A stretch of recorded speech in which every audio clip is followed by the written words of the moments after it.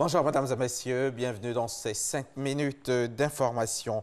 Le président de la Sierra Leone est en visite de travail de 2 jours en Côte d'Ivoire. Mahamadou Bio s'est entretenu hier vendredi au palais de la présidence de la République avec le président Alassane Ouattara. Vous le voyez là en image. Au menu des échanges, le renforcement et la diversification des relations de coopération entre la Côte d'Ivoire et la Sierra Leone. Le compte-rendu d'Awa Touré tout à l'heure à 13 h. Nous sommes le 5 mai et c'est la journée mondiale de la sage-femme, une journée célébrée depuis 15 années pour tenter de découvrir davantage ce noble métier de donneuse de vie et rendre ainsi hommage aux femmes et aux hommes qui l'exercent.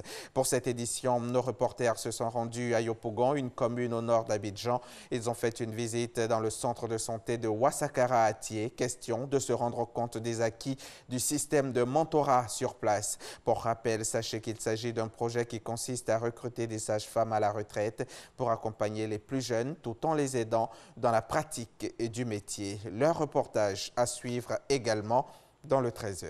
Un mot d'agriculture dans ce flash. Compte tenu de l'entretien des routes de desserte agricole qui se fait de façon éparse, le PESAC veut encadrer cet entretien et le développement d'un réseau routier rural viable. Cela à travers 2 études sur la mobilisation et la sécurisation des ressources financières par les acteurs publics et privés pour le financement de la stratégie nationale d'entretien et de développement des routes rurales. Quels sont les résultats de ces études? C'est pour les connaître et les valider qu'un atelier est organisé depuis le 2 mai dernier. Un atelier regroupant les ministères techniques et les acteurs du secteur. Justine Seydjike. La praticabilité des routes rurales, une priorité pour le gouvernement. Le projet d'appui au secteur agricole en Côte d'Ivoire, PESAC, démarré en 2014 et qui tire à sa fin, a permis la réhabilitation de 5 908 km de routes de desserte agricole. Les routes rurales sont entretenues de façon disparate et c'est les filières agricoles qui sont obligées, parce qu'elles doivent évacuer leur production, sont obligées de colmater les brèches, de reprofiler les routes comme elles peuvent. L'entretien et la préservation des routes rurales nécessitent des moyens financiers et des actions concertées de tous les usagers de ces routes, d'où l'élaboration de la stratégie nationale d'entretien et de développement des routes rurales.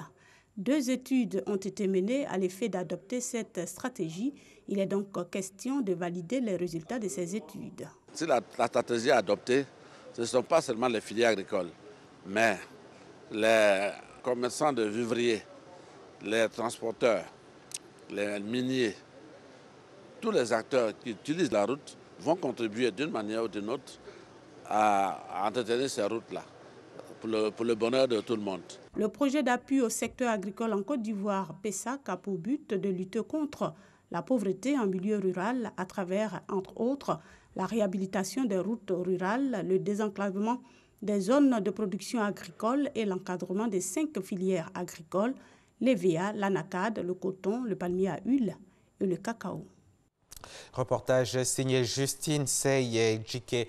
Le 4e congrès extraordinaire du RDR se tient ce samedi 5 mai ici même à Abidjan au parc des sports de Trècheville. Selon Adama Bictogo, président du comité d'organisation, ce congrès sera la démonstration de force et la volonté du rassemblement de tous les militants pour la bonne marche du parti unifié RHDP.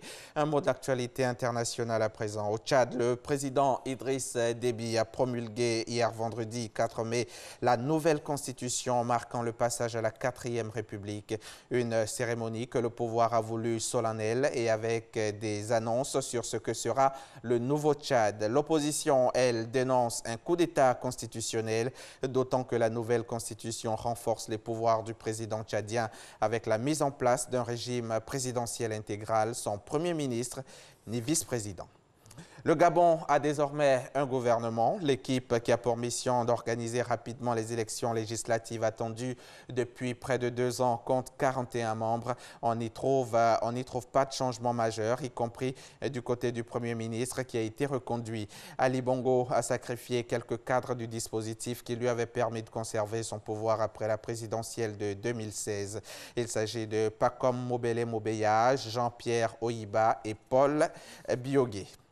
L'Est du Canada fait face actuellement à d'importantes inondations. Les rivières ont débordé dans certaines régions du Québec, mais surtout dans la province du Nouveau-Brunswick. Le fleuve Saint-Jean, qui traverse la capitale de cette province, ne cesse de monter, obligeant les résidents à quitter leur maison.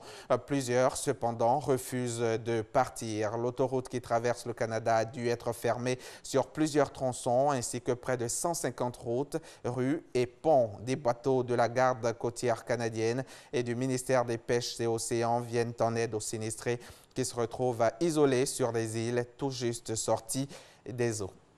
C'est la fin de ce flash. Merci de l'avoir suivi. Je vous retrouve tout à l'heure à 13h.